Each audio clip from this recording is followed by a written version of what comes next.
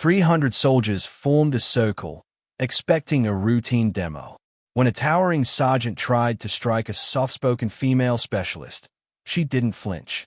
In a single, fluid motion, she dropped him unconscious to the mat.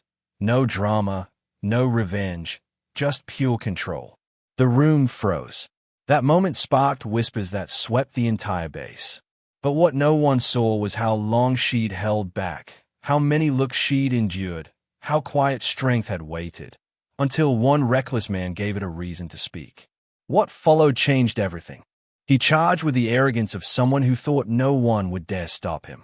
The moment his boots scraped against the mat, the energy in the training dome snapped tight like a drawn wire. Hundreds of soldiers stood still around the ring, their chests rising and falling, the distant echo of past drills still fading against the steel walls. But now all eyes locked on the towering male sergeant as he stepped forward with clenched fists and narrowed eyes, already sure of how this was going to end. He was built like a wrecking ball, years of bulked muscle, too many fights behind him, too many bruises left on others. And in front of him, standing with her hands calmly at her sides, was a woman half his size. Not trembling, not flinching, just steady. Something in her gaze made a few of the onlookers shift. But the man didn't see it. Or maybe he didn't care. He raised his arm, too fast, too hard for a controlled demonstration, and the crowd collectively inhaled. But she moved first. No scream, no pause, just one sudden pivot, one fluid step inside the arc of his swing, and then his body lifted clean off the ground. A blur of motion, a precise redirection of weight and force. Then the sickening, final thud of his back slamming the mat. He didn't get back up. For a second, nobody made a sound. The sergeant lay sprawled, unconscious, eyes closed like he was sleeping off a mistake he hadn't realized he'd made until it was too late.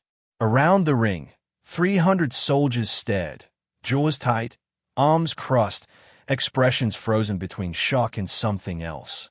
Respect. She didn't gloat, didn't move, just waited for someone else to decide what came next. And the silence stretched longer than anyone expected, because what just happened didn't belong in the script. And nobody, not even the brass, had prepared for this kind of shift. Not from her, not like this. But to understand that moment, that quiet explosion that changed everything, you'd have to rewind. You'd have to know what brought her there, who she was, and why. When the moment came, she didn't blink. Specialist Maya Torres didn't talk much. She didn't need to. At just 5 feet 3 inches, with lean muscle and quiet eyes, she moved like someone who knew exactly how much energy to give the world, and never an ounce more. Her uniform was always sharp, boots polished to a silent gleam, every movement measured and deliberate. She wasn't flashy. She was precise. The kind of soldier who could break down a rifle blindfolded, recite every protocol from memory, and still hit a quarter-sized target at 200 meters without flinching. But to some, especially those clinging to the old ways, none of that seemed to matter. Not really. Not when you looked like her. That's where Staff Sergeant Cole Branson came in. Built like a wall and twice as stubborn, Branson carried his stripes like they were iron badges earned in the good old days, the ones before women started joining combat roles in full force. He didn't yell. He didn't have to. A side glance, a scoff under his breath, the way he handed her gear like she was a guest borrowing tools. It was all there. Subtle, constant. And Maya noticed. Everyone did. During warm-ups, he muttered just loud enough for the nearby guys to smack. What she doesn't break a nail. When she corrected a tactical stance on a junior recruit, he raised an eyebrow and shook his head slowly, like he was watching a toddler pretend to be a soldier. It wasn't overt. That's what made it dangerous. The kind of quiet disapproval that spreads through a unit like humidity, invisible, heavy, and hard to shake. Maya absorbed it all, not with anger, but with silence. She didn't argue. She trained harder, sharper, cleaner, and slowly. Those who watched started to wonder, who was she really? Because beneath the calm was something cold tight, something waiting. And Cole Branson didn't see it. Not yet. It started like any other training block. Quiet briefing, soldiers circling the mat, gear loosened, gloves ready. The air buzzed with the usual mix of anticipation and boredom. But when Maya Torres stepped forward to lead the hand-to-hand demo, more heads turned than usual. It wasn't just because she was the smallest person in the room. It was because Command had chosen her, to run a combat technique class in front of one of the most mixed and senior groups on base. Maya's voice was steady, clear. No ego, no performance. She walked through leverage mechanics, demonstrated balance disruption, explained how physics beats brute force. With a willing partner, she flowed through the movements like water, smooth takedowns, joint control, pressure points. A few murmurs rose from the ring, impressed, curious, engaged. Then Branson's voice cut through. Sure, that works, when the other guy wants to cooperate. The words didn't land like a joke. They landed like a challenge. Some chuckled, unsure if they were supposed to laugh. Maya didn't react. She invited the next volunteer and moved on. But Branson wasn't finished. Come on, let's see that magic on someone real. Someone who fights back. His voice carried now, big, booming, stirring the tension like a spoon in a pot. Maya kept demonstrating, kept ignoring. But the room had changed. Eyes darted between them now. The air felt heavier. Branson took a step closer, arms folded, smiling like he already knew the ending. What? He barked. Afraid I'll mess up your choreography. He was inside the circle now, uninvited, boots thudding against the mat with the swagger of someone who didn't believe in boundaries. Maya stood still. A beat passed. You could hear the breath catch in someone's throat. Then, calmly, she nodded. You want to go? The room froze. Branson's smile widened. He stepped into position, chest puffed, already writing the ending in his mind. But this wasn't his story. Not anymore. The mat felt smaller now, not because the space had changed, but because 300 soldiers had silently drawn in, forming a tight circle of boots, eyes, and unspoken expectations. No one moved. No one spoke. Branson cracked his neck theatrically, circling Maya like a lion playing with a kitten, grinning just wide enough to show he thought this was a joke. Maya, still composed, nodded once to signal the start, raising her hands in the standard ready stance. Open palms, non-threatening, instructional. Branson lunged casually, his movements exaggerated like he was humoring her. She sidestepped, redirected, and with one controlled motion, bent his wrist and leveraged his arm downward in a clean joint lock. He dropped to one knee, forced by his own momentum. The crowd murmured, not loud, but enough to sting. Branson jerked free, face flushed, brushing off the takedown like it was accidental.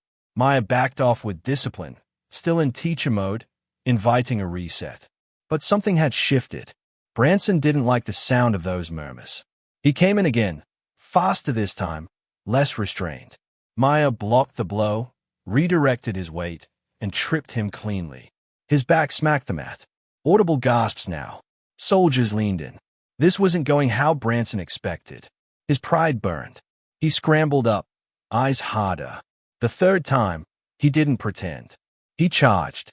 No warning, no form, no play. A blunt, angry strike aimed to overwhelm. Maya's stance shifted mid-step. Gone was the instructional rhythm. Now she was defending, for real. Her body lowered, center tight, eyes locked in. She read his force like an open book. The crowd sensed it too. This wasn't a demo anymore. This was a fight. And Maya didn't blink.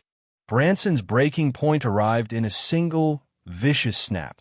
The kind that comes from a man who suddenly realizes the room no longer believes he's the strongest one in it. His jaw tightened, his hands curled into fists, and the polite veneer of a demonstration shattered. He lunged with real intent. A full-force strike meant not to test her skills but to end the embarrassment he felt boiling beneath his skin. The air split with the speed of his movement. But Maya was already gone. One clean sidestep, a shift of weight so subtle it looked effortless, and his strike cut through empty space. She captured his arm with both hands, torquing it at an angle he never saw coming. His momentum became her weapon. Before he understood what was happening, his feet left the mat. A sharp pivot of her hips, a precise drop of center mass, and his entire body flipped under the force he had thrown at her. The impact echoed like someone slamming a cabinet door in a silent house. His head hit the mat with a dull, final thud. Then nothing. No movement. No breath. No bravado. Gasps rippled outward as if the entire formation exhaled at once. 300 soldiers stood frozen, disbelief carved into their faces. For a moment, even the base's ever-present hum felt muted, swallowed by the shock of watching the biggest man in the room fall at the hands of the smallest. And because of his own aggression, Maya didn't celebrate, didn't even flinch. She stepped back with calm, steady breaths as medics rushed in, kneeling beside the motionless sergeant. The circle remained unbroken, every eye wide, every mind recalibrating what strength really meant. And somewhere in that stunned silence, a quiet truth settled. Everyone had just witnessed a line being crossed, and a reckoning delivered with absolute precision. Maya didn't move from the mat until the officers arrived. Calm, still, standing exactly where she had been when Branson hit the floor. Medics worked around his motionless body while two senior trainers guided Maya away from the circle, not with urgency, but with the precision reserved for serious protocol events. There was no shouting, no panic, just the firm, quiet unraveling of what had just happened. Within minutes, Maya was seated in a separate room. No restraints, no raised voices, just a clipboard and a set of calm, procedural questions. What happened? Why didn't she stop sooner? Was she provoked? Her answers were clear, calm, direct. She explained the sequence of actions, the shift in Branson's tone, his aggressive escalation. There was no defensiveness in her voice, just facts. Meanwhile, testimonies from soldiers flooded in. Dozens. Then more. Nearly every witness stated the same.